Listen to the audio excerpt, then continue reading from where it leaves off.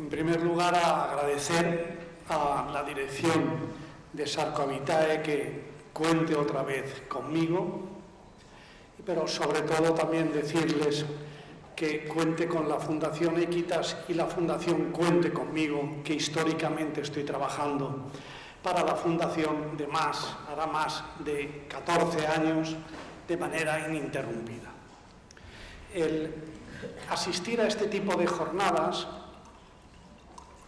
con personal implicado en la protección de personas con discapacidad,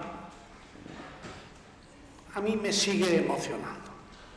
Me sigue emocionando, yo soy de los fiscales que pertenezco a esa generación rara que se dedica no al penal, sino al civil, e históricamente me vengo dedicando al civil y al ámbito de la protección de las personas con discapacidad durante más de 30 años. Mi primer destino, estoy viendo este lugar, que lo recuerdo tal cual, y el Tribunal Superior fue Barcelona. En aquella etapa de esa España, saliendo de la España negra, en el año 78, en donde, entre otras cosas, viví la exhospitalización psiquiátrica del Hospital de San Boi. Y parecía que era mi sino, me trasladan a Valencia y me toca la exhospitalización del psiquiátrico de Bétera. O sea, llevé prácticamente los dos hospitales psiquiátricos más grandes del país, la clausura de los mismos y el salir de aquella situación tan tenebrista que dentro de ellos se vivía. Estamos en otra etapa, dichosamente, pero en otra etapa que me hubiera gustado que fuera más avanzada, de la que realmente no estamos. Pero hemos avanzado y no poco. Piensen que en materia del ingreso involuntario, yo le llamo ingreso involuntario, y la nueva reforma que se va a dar del Código Civil en el ámbito nacional y de la Ley de Enjuiciamiento Civil, que está en la Comisión General de Codificación, esa terminología va a imponerse, porque me parece que llamarle al internamiento es una manera peyorativa de contenido penitenciario que se le da a aquellas personas que por razón de una enfermedad tienen que ser ingresadas para su tratamiento. Y el lenguaje y la terminología es importante en todo, pero sobre todo es muy importante cuando se trata de protección de personas que están en situación de vulnerabilidad, en donde cómo se habla de ellas y cómo se les califica no es nada banal. Les quisiera transmitir la preocupación que ha tenido el Estado y la sociedad sobre estos temas, que es relativa, desdichadamente. Piensen que hasta el año 1978, desde un decreto de la República del 31, que controlaba los ingresos y después se finalizó con la imposición de aquello que se llamó el alzamiento nacional, que fue el hundimiento nacional. A partir de ese momento, desde el año 39 hasta el año 83, en este país no se ha controlado ni un solo ingreso involuntario de contenido psiquiátrico. Es decir, se producía el almacenamiento de las personas ingresadas de manera ignorada, nadie controlaba lo que allí ocurría y de esa moda devenía el país tranquilamente, al margen de todo aquello que lo que estaba ocurriendo. Siguió el estado de cosas de la misma manera cuando se aprobó la Constitución. En el año 78 se publica la Constitución, magníficamente se establece el derecho a la libertad en el artículo 17 y se prohíbe y proscribe la privación de libertad sin control judicial, como en cualquier Estado de Derecho, pero tranquilamente sigue viviendo el país, no obstante tener la Constitución vigente desde el año 78, pacíficamente el 79, el 80, el 81, el 82, y en el año 83, por primera vez, se introduce un artículo en el Código Civil, el 211, que regulaba lo que se denominaba el internamiento no voluntario y el primer control de las personas ingresadas involuntariamente, pero no sabía tampoco ni a quién se ingresaba. Que decía el internamiento no voluntario de personas por razón de su incapacidad. O sea, nadie sabía lo que estaba regulando porque estaba confundiendo la incapacitación con el internamiento. Hoy en el siglo XXI se sigue confundiendo. Esto es realmente complicado, de que muchas cuestiones que históricamente han sido consustanciales a la incapacidad y al internamiento, hoy en muchos foros se siguen tratando igual, se siguen teniendo por no resueltas y se sigue ignorando cómo deben resolverse. Dichosamente tenemos la suerte de fundaciones como Equitas o como Sarco Habitae, que generan este tipo de jornadas a nivel nacional por todo el país, y para conseguir, tanto en el ámbito profesional como en el ámbito familiar, que la gente vaya conociendo y tratando de manera unitaria lo que está ocurriendo con los ingresos no voluntarios. Se modifica ese artículo 211 y por fin ya se dice que el ingreso lo es por razón del trastorno psíquico. Ya tenemos una razón. O sea, la única posibilidad de que a alguien se le prive en este país es, de un lado, porque ha cometido un hecho calificado como delito, entonces se le ingresa como consecuencia de un mandamiento judicial y está controlado judicialmente, o alguien que hay que ingresarlo porque su enfermedad justifica que se le prive de libertad para su tratamiento, que ese es el ingreso no voluntario, que es el que estamos tratando aquí. Es decir, la combinación del derecho a la salud del artículo 43 de la Constitución con el derecho a la libertad del artículo 17, prima el derecho a la salud, que sacrifica el derecho a la libertad cuando esa privación lo es para la finalidad de la curación o el tratamiento de esa situación cuando deviene de manera permanente. Ya en ese estado de cosas, según las jornadas de jueces que iban saliendo de la escuela judicial y según los aires que iban corriendo por un lugar u otro, el listo de turno, el menos listo de turno, el juez que decía A, los que le seguían de esa forma, el país ha estado dando bandazos diciendo: si el internamiento no voluntario, lo que yo les digo a ustedes, el ingreso no voluntario, le afecta exclusivamente a las personas que sufren un trastorno psíquico y, por el contrario, no les afecta a las personas que sufren una degeneración cognitiva como el Alzheimer, como la demencia senil. Es decir, había y todavía desdichadamente en algunos momentos aparece algún iluminado que de francotirador dice: no, el internamiento o ingreso involuntario controlado judicialmente solo afecta al trastorno psíquico. Cuando les digo trastorno psíquico, imagínense ustedes solo exclusivamente aquellas enfermedades, en sentido vulgar, porque lo que interesa es que nos entendamos, aquellas enfermedades que tienen un brote súbito o psicótico e inmediato, fase aguda de la enfermedad, el ejemplo, la esquizofrenia, el ejemplo, el trastorno bipolar. Pero por el contrario, no les afecta, según estos decían, y alguno todavía dice, no les afecta a aquellos deterioros de carácter persistente y constante por el transcurso del tiempo y de forma degenerativa, como les he dicho antes, las demencias de contenido senil, el Alzheimer en su consecuencia. Bueno, esto parece que ya está definitivamente resuelto.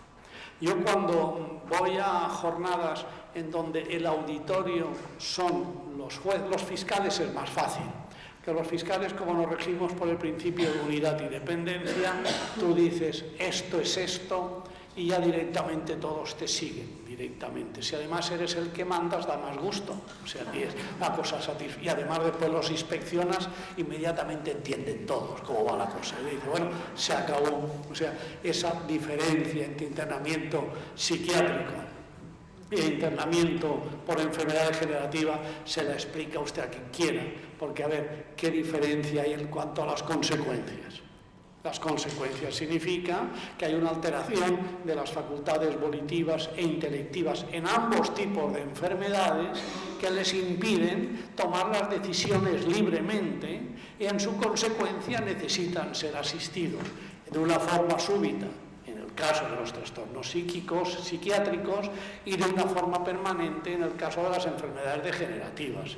Y que un país que en Estado de Derecho que se precie, lo que no puede es no tener controlado judicialmente este tipo de ingresos, porque eso sería el abandono del principio del derecho a la libertad y el control judicial de la privación de la libertad puesto en manos de particulares, que eso no se sostiene desde ningún punto de vista. Y cuando estoy con los jueces les digo, bueno, y cuando el Tribunal Supremo, sea los que me plantean que el degenerativo no es, cuando el Tribunal Supremo está tramitando cuestiones de competencia, de ver si el internamiento en un centro residencial de la tercera edad que se llamaban antes y de gente de personas mayores, si es la competencia en Leganés o la competencia en Madrid, es que el Tribunal Supremo lo que le gusta es coger asuntos que no existentes en este país, o se plantea cuestiones de competencia sobre cosas que tienen que ser judicializadas. Es decir, no hay ya ninguna duda en estos momentos, ni el Tribunal Constitucional tiene todas las sentencias ya dictadas de manera indubitada de que el internamiento producido como consecuencia de las enfermedades degenerativas que generan la incapacidad para consentir y por lo tanto la conciencia de lo que se está produciendo sobre la persona que sufre la enfermedad no esté precisado de autorización judicial. Es decir, quiero trasladarles a ustedes que el control judicial y el control fiscal es inherente al Estado de Derecho. Puede ser molesto burocráticamente. Ya hablaremos después de cómo resolver estas cuestiones. Pero lo que sí que es necesario, como un punto de vista de partida a priorístico, que sepamos que el Estado de Derecho es lo único que nos da una garantía para poder existir. Y el Estado de Derecho significa que cualquier privación de un derecho no puede producirse sin que tenga ese derecho un sometimiento al titular del derecho a una serie de límites y de controles periféricos que le garanticen que quien le está privando el derecho se lo está privando lícitamente. En un caso, cuando comete un delito, por quien efectivamente puede dictar el mandamiento de prisión, o cuando se le ingresa sin tener conciencia de su ingreso, por ausencia de libertad en cuanto a su ejercicio, sin un control judicial y no estando en manos de cualesquiera particular en donde se produce el ingreso. Si toman ustedes esa perspectiva, ya comenzarán ustedes a comprender que toda la invasión judicial que se produce dentro de su entorno tiene su razón de ser. Tiene su razón de ser, no, que no hay manera de postular que se puede operar de otra forma en un estado mínimamente avanzado y sobre todo que esté sometido al ordenamiento jurídico.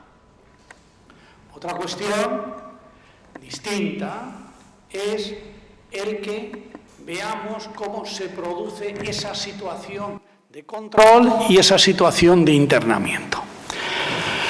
La evolución es la que es. El sistema, como se ha estado produciendo en nuestro país, se lo voy a plasmar yo también, y ustedes lo conocen diariamente, tanto como yo quizá lo conozco más años por llevar 30 años en este berenjenal, que no es parco.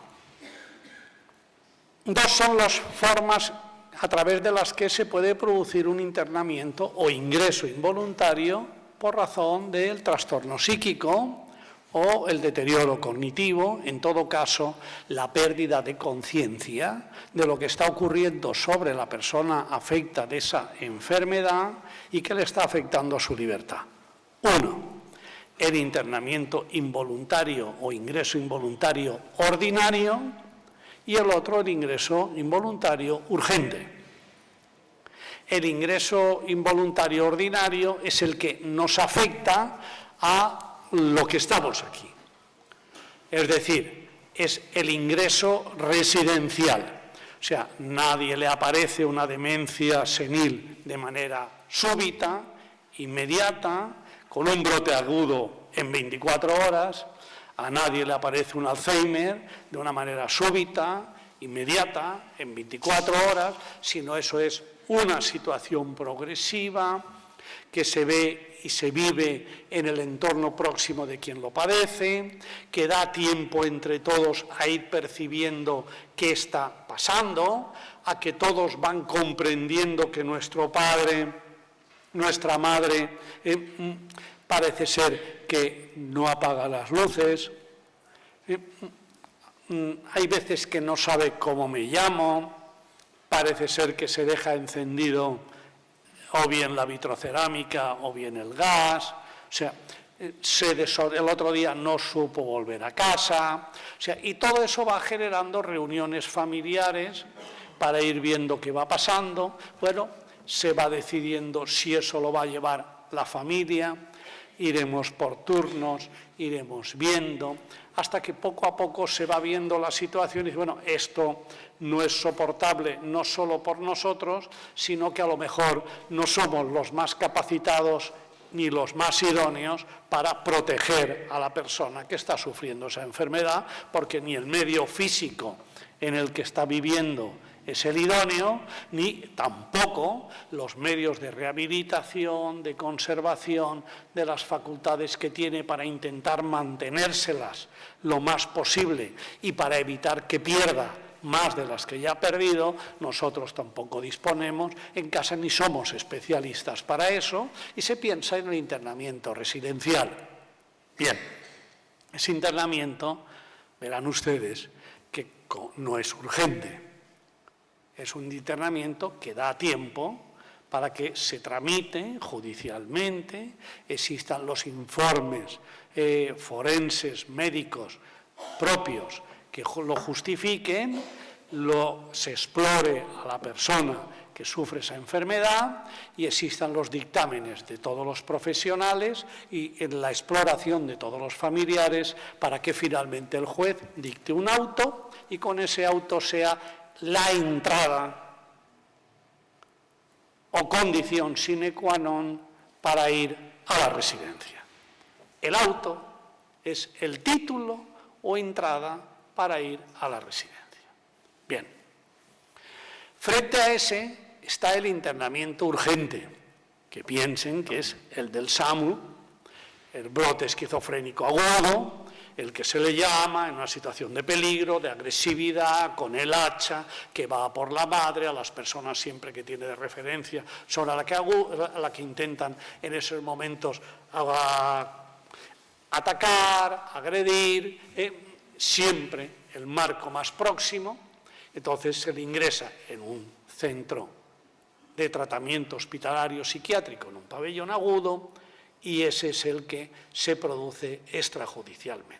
Es decir, el internamiento ordinario es pura y exclusivamente judicial.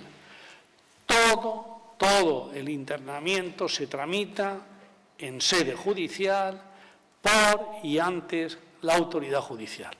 El internamiento urgente jamás lo ordena el juez. Sería una temeridad.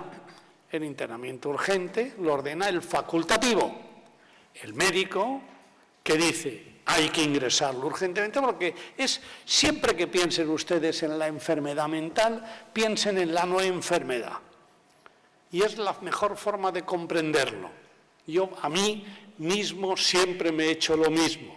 Cuando trabajo mentalmente e intento explicarme cada fenómeno de las personas con enfermedad mental, lo colijo con las personas que no la tienen, teóricamente, o yo no sé, y a quién la tiene y quién no la tiene.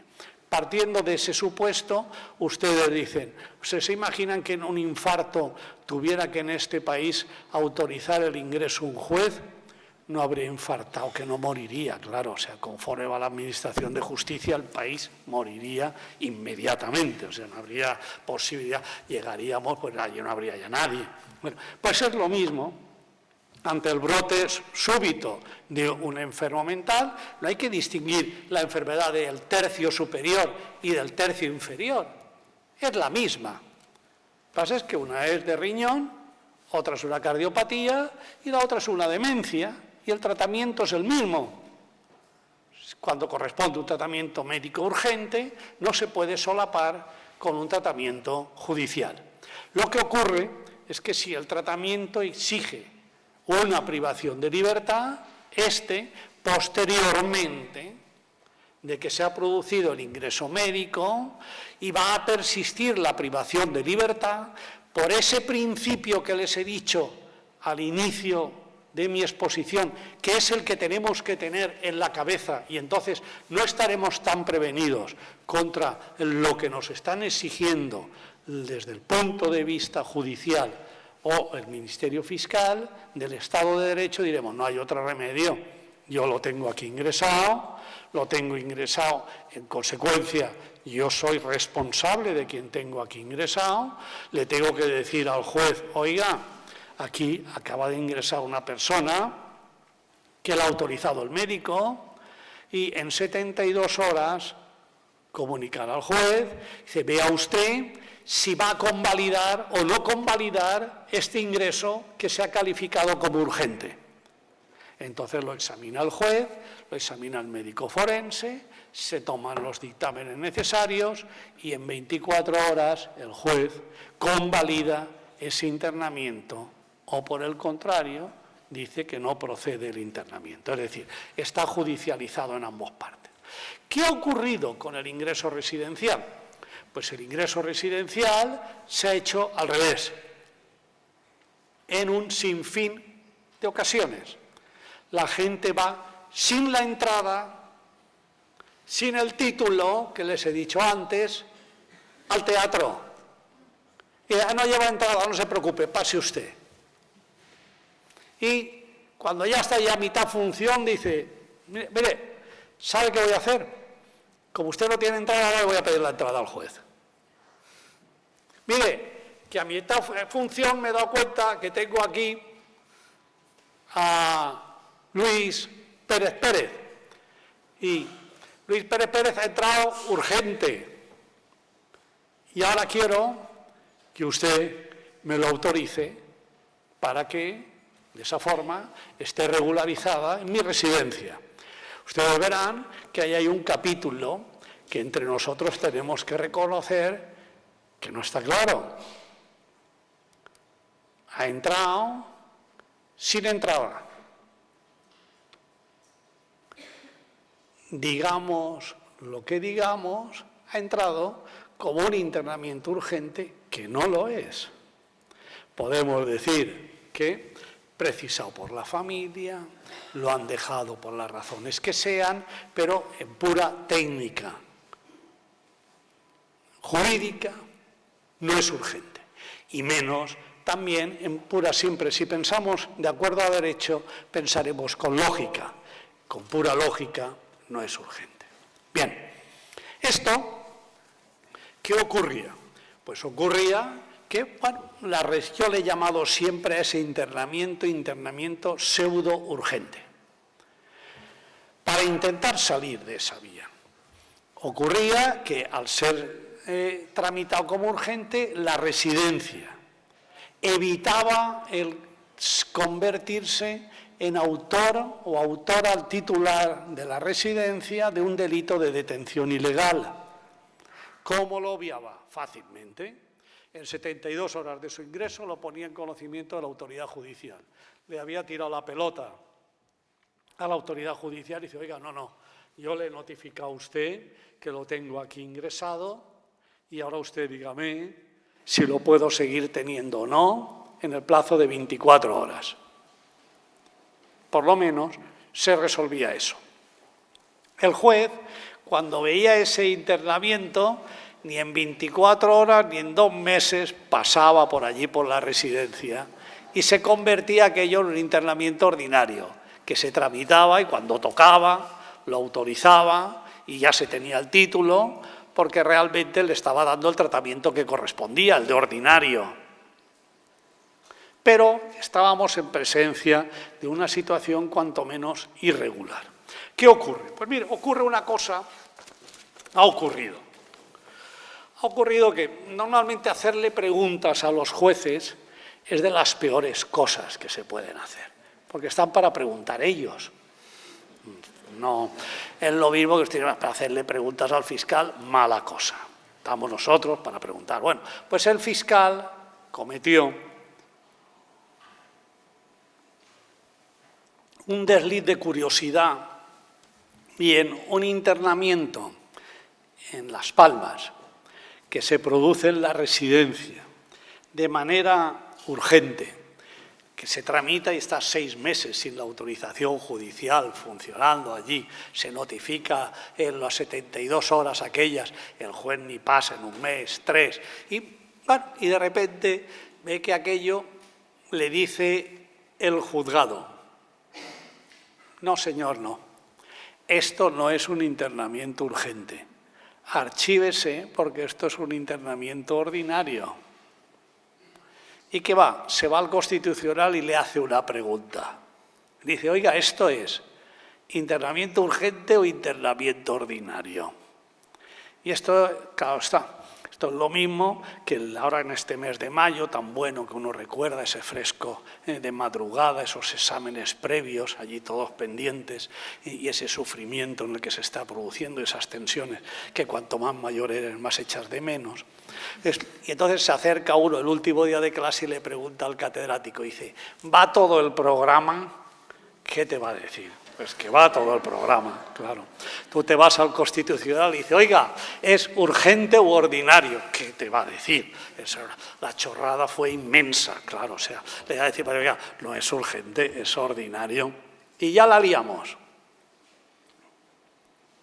La liamos tremendamente porque a partir de ese momento que dice el Constitucional, dice, oiga, ¿eso es una detención ilegal o cuanto menos irregular? Ese señor y esa señora, en este caso una señora, no puede estar en la residencia porque no tiene el título para estar en la residencia durante todo ese tiempo que ha estado, porque eso no es un ingreso urgente. Lo que hay que hacer es inmediatamente ponerla en libertad porque eso es una detención irregular, cuanto menos. Y a su vez, lo que hay que hacer es inmediatamente después solicitar la demanda de incapacitación y una medida cautelar de internamiento, y con eso vuelve otra vez a entrar. Es un lío de esos inmenso para llegar a la situación. Con lo cual volvemos, según el Constitucional, a mezclar lo que les decía al principio, la incapacidad con el internamiento. Un absurdo de estos de no te menees. Conclusión. A lo que vamos a ir, según la doctrina del Constitucional, es que siempre va a ser irregular convertir el ingreso en una residencia por una enfermedad degenerativa sin la entrada o título antes del ingreso en irregular, cuando lo que se haga es convertirlo en urgente, es decir, ingresarlo sin autorización judicial, solicitando después del ingreso la autorización judicial y que de esa forma no estemos jugando que el juzgado te diga Eso es un ingreso ordinario, eso no es un ingreso urgente. Esta es la evolución a la que vamos por esta curiosidad que se tuvo de preguntarle al Constitucional, pero en todo caso es lo que quiero trasladarles a ustedes cuál es el funcionamiento. Aquí el sistema del internamiento es el mismo que el resto del ámbito de todas las distintas comunidades del país. Es el mismo porque la ley procesal de la tramitación del internamiento no es posible que sea nunca de derecho foral ni de derecho autonómico, es de derecho nacional, y el internamiento se tramita por la Ley de Enjuiciamiento Civil, que es el artículo 763. Lo que tienen ustedes solo en particular es el artículo 212, que regula el internamiento, pero lo hace claro ya y resuelve desde el año 2010 entre el internamiento por trastorno psíquico y también por alteraciones cognitivas. Aquí sí que se resuelve claramente que el internamiento ya desde el 2010, el degenerativo, precisaba autorización judicial. Y a su vez tienen otro precepto, que sí que es particular, es cuando en el artículo 225 les exige al guardador de hecho residencial que en el mismo plazo que el internamiento urgente pongan en conocimiento de la autoridad judicial en los 72 horas que tienen ustedes a una persona bajo su guarda de hecho y que está ingresada en ese ámbito residencial. ¿Qué está intentando la ley? La ley está intentando cerrar el copo de que ni por guardador de hecho ni por internamiento general estemos incumpliendo la norma del control judicial de la privación de libertad. Viene a ser absolutamente lo mismo. El guardador de hecho lo que le está aplicando es la misma situación del internamiento normal en el ámbito residencial, que podría haber dicho lo mismo porque sigue siendo guardador de hecho. La terminología guardador de hecho en el ámbito residencial es una terminología vulgar.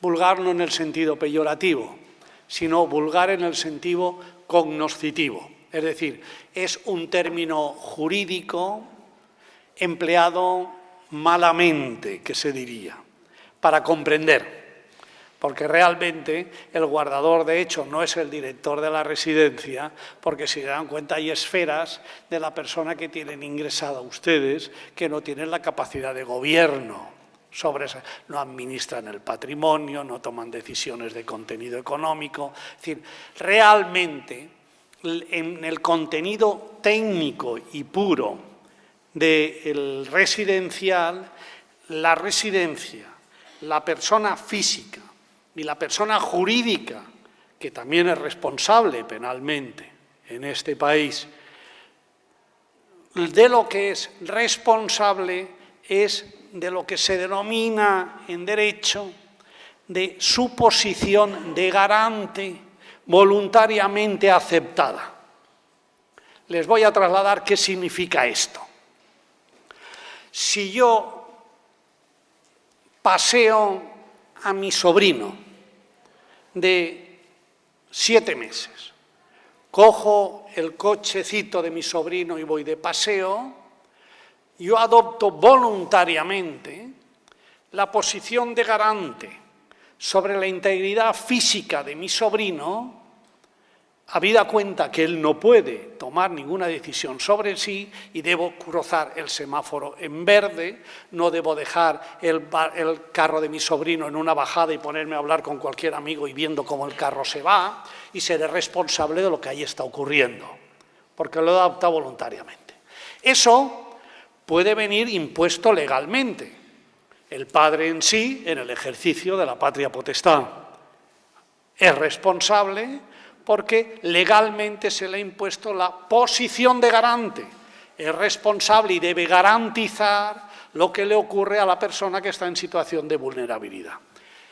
esa posición de garante se puede adquirir contractualmente, el socorrista de la piscina, porque un contrato por el que su misión es controlar la integridad de los bañistas, o el director de la residencia, con un contrato de ingreso en la residencia que contractualmente asume la posición de garante de lo que está ocurriendo dentro de la residencia.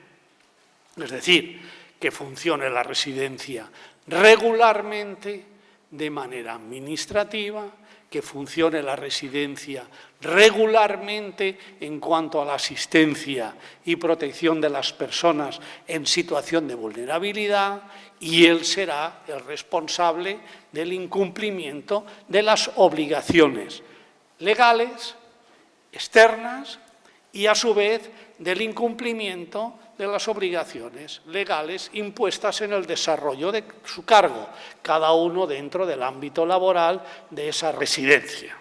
Del incumplimiento del trabajador será responsable el director, del director las personas jurídicas, con independencia que después puedan repetir contra el trabajador por las consecuencias que hayan derivado su omisión. Es decir, la posición de garante genera la comisión del delito de omisión, de la omisión de la prestación de la protección inherente a lo que nosotros hemos asumido, en unos casos legalmente, en otros casos contractualmente y en otros casos voluntariamente, según como se lo he trasladado. Esto es lo que efectivamente genera la infracción de que, si ustedes piensan, es lo mismo que ocurre quitándosele la angustia, porque hay que compartir la angustia, como decía Sartre, que no pasa más, ese es el ejercicio de una profesión. Si fuéramos jardineros no tendríamos estos riesgos, sin más, cuando ustedes llevan a sus hijos al colegio. Sí, es lo mismo. ¿Qué le pasa al director del colegio? Lo mismo que al director de la residencia. Lo mismo. ¿Qué le pasa con lo que ocurre en el patio? Lo mismo. ¿Qué le pasa con lo que ocurre con la alimentación que les dan? Lo mismo. Asume la posición de garante y ustedes le van a exigir responsabilidades de lo que ocurra en el patio, de la alimentación, de lo que ocurra y le pase con una infección alimentaria, es lo mismo. No tiene mayor diferencia. Si se dan cuenta, toda la sociedad, todos pasamos por situaciones y posición de garante. El maquinista del tren es el guardador, de hecho, de todos los que lleva allí dentro, en el ámbito de que tiene la obligación de cuidar y velar por el transporte. El que lleva el metro, lo mismo, el autobús, lo mismo, y en cada uno de los lugares donde más o menos nosotros entramos, son responsables del incumplimiento de sus obligaciones. Claro está, cuando esas obligaciones comportan y afectan a un derecho fundamental como es la libertad, vamos a tener las consecuencias derivadas de ese incumplimiento, porque no pierdan lo que les quiero decir o les intento transmitir desde el principio, que el derecho fundamental de cada uno de nosotros, que no permitiríamos que nadie nos lo prive nunca, y reaccionaríamos de la manera más violenta de las posibles que caben en derecho, es que nos quiten la libertad. Eso no hay que perderlo nunca de vista. Y nos quitan la libertad cuando nos privan ilícitamente de ella, atribuyéndonos un delito que no existe previamente regulado en el ordenamiento jurídico, como absurdo, o cuando nos priva de libertad a alguien que no está capacitado para hacerlo dentro de un Estado de Derecho, porque regularmente no tiene potestad para hacerlo.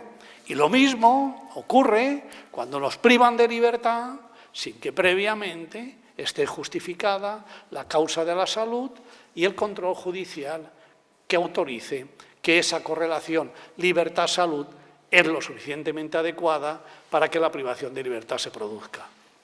Si piensan esto, verán que cualquier excepción al cumplimiento de las obligaciones legales del internamiento no son soportables. Lo que sí que serán es complicadas burocráticamente, todo lo que ustedes quieran, pero no podemos nosotros consentir, como nosotros no permitiríamos sobre nosotros, que el funcionamiento de un Estado de Derecho esto no lo haga. ¿Cómo lo hacemos nosotros esto ya es la hora de parar? ¿Cómo lo hacemos nosotros esto en la Comunidad Valenciana, el sistema? Pues el sistema que nosotros empleamos, llegamos, eso lo instauré yo cuando estuve allá de coordinador, bueno, previamente le pedí a la Generalitat todas las residencias que estaban autorizadas. Que las cosas son muy distintas.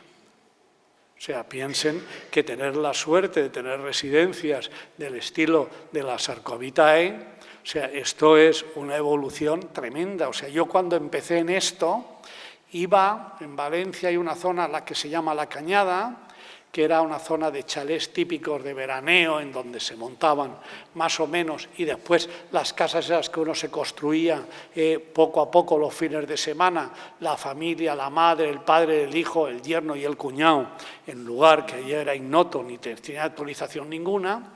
Y entonces esa casa, cuando los hijos se hacían mayores, ya no iban. Y les pongo un ejemplo, para que vean cómo iba la cosa, cómo está en estos momentos.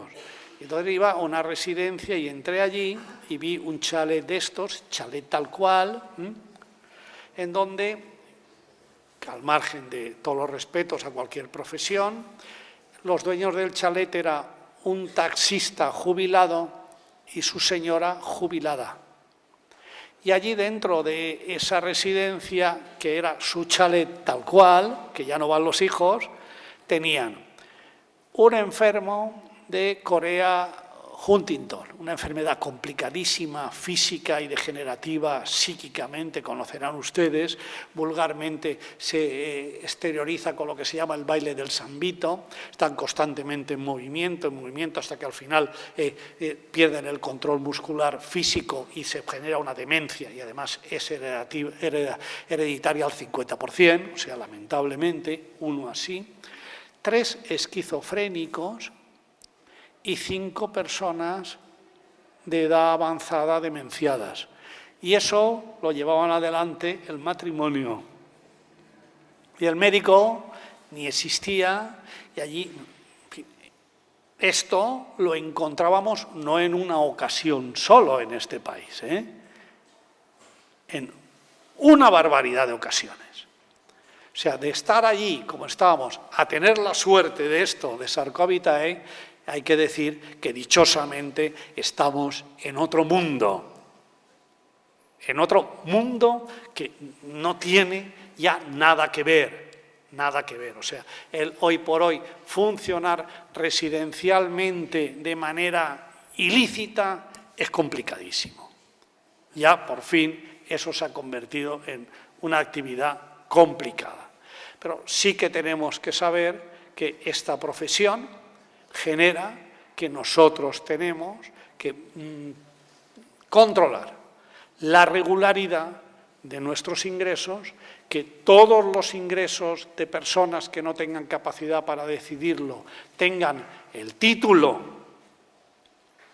para ingresar y que el control periódico de esos ingresos no solo nos conviene a nosotros, sino le conviene al Estado de Derecho, porque ellos a quienes están controlando, si no lo entendemos, seremos nosotros, irremediablemente también.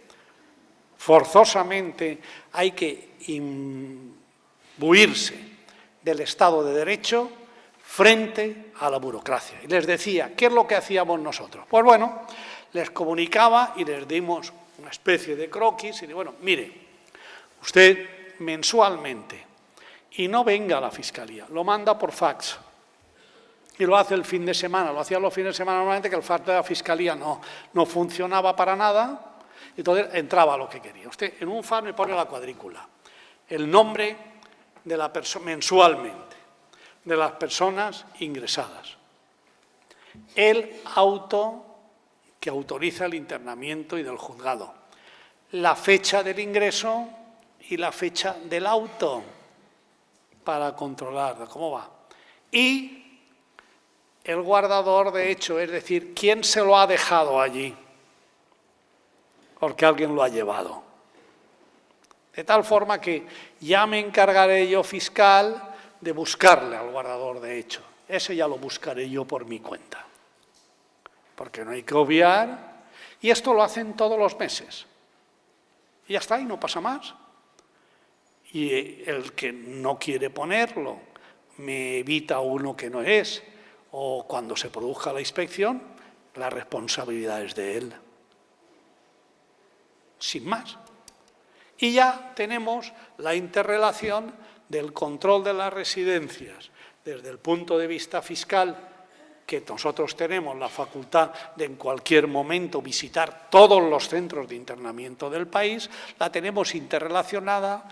El que está en la residencia se siente acompañado por nosotros, que más que inspeccionar lo que hacemos es acompañarles para que estén, y hacemos la labor prácticamente de información de lo que les está ocurriendo jurídicamente, con lo que llaman en aquel don Gonzalo, que es que tengo esto, ¿qué es lo que hago? Ahora este que tengo ingresado, mire, este ingresó bien, ahora está mal. Y dice, pues mira, ahora mismo ya comuníquelo. Este sí que lo tiene que comunicar usted en el plazo de que ya desde el ingreso para afuera. Y ustedes eso lo tienen regulado en su propio Código Civil de aquí, pero también tienen regulado el supuesto específico. El Código Civil Nacional no lo contempla. Pero bueno, se aplica también por una interpretación analógica y extensiva. Y con esa vía funcionamos. Y nosotros, cuando vemos el guardador de hecho, vemos primero la proximidad familiar de grado. En segundo lugar, vemos cuando no hay nadie de parentescos al primero que llamamos. Porque lo que no nos podemos nunca es olvidar...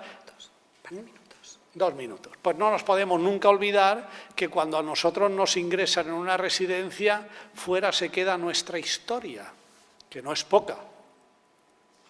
Se queda nuestra casa, nuestras cuentas corrientes, nuestras tarjetas de crédito, la gente que ha estado viviendo a nuestro alrededor, viendo cómo se nos iba apagando la luz y nosotros dándole más datos de nuestra intimidad, es decir, qué cuentas tenemos, es decir, cómo nos han comprado efectivamente y sabe los números secretos de la tarjeta de crédito, sabe exactamente dónde están nuestras joyas, todo eso se queda fuera, en manos del guardador de hecho, e ignorar eso, yo pienso que es una desprotección patrimonial absoluta, que no se sostiene tampoco en el ámbito del derecho, con independencia de que también hay familiares que se las traen.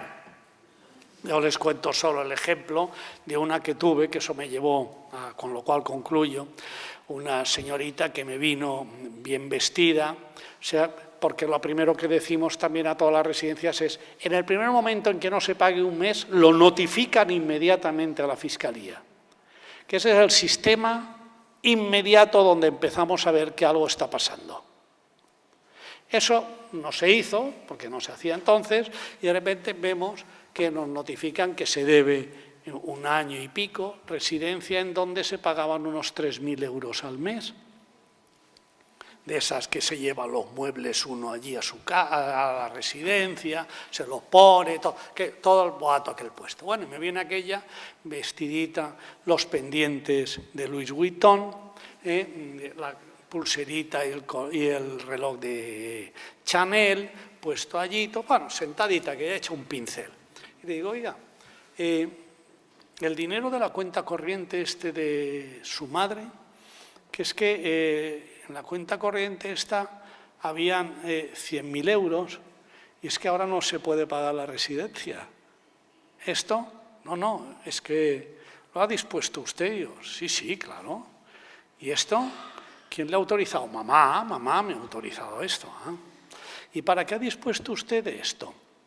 Pues mire, no, es que me divorcié, entonces ya necesité más dinero y de ahí saqué 30.000. Y dice, bueno, pues tenía una empresa, la empresa se fue a pique y se pulió todo el dinero.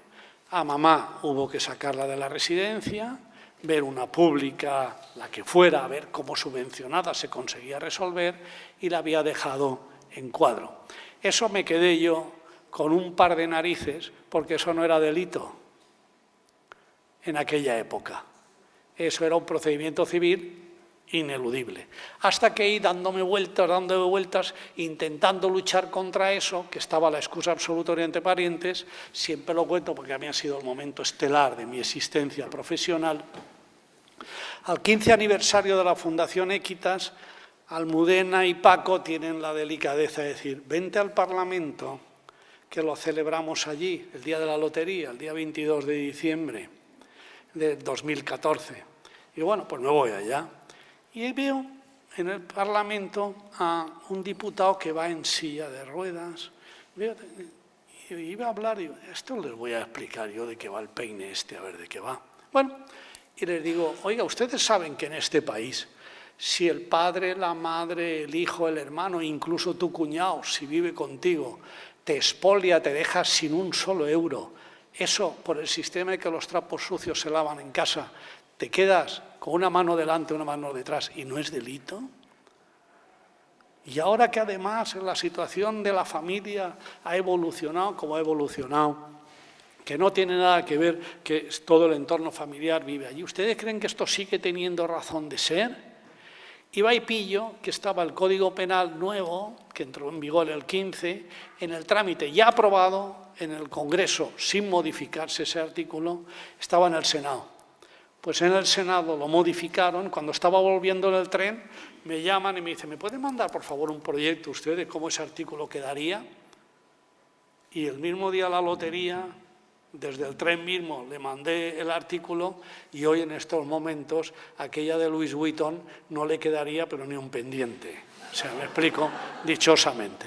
O sea, las cosas van cambiando poco a poco. Muchas gracias.